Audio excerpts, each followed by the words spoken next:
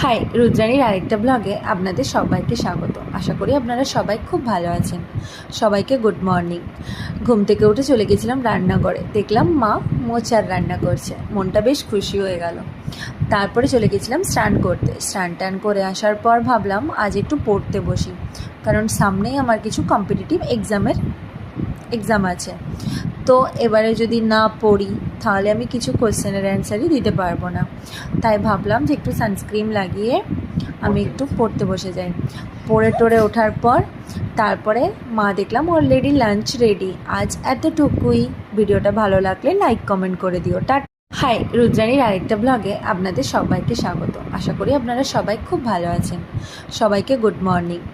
ঘুম থেকে উঠে চলে গেছিলাম রান্নাঘরে, দেখলাম মা মোচার রান্না করছে, মনটা বেশ খুশি হয়ে গেল।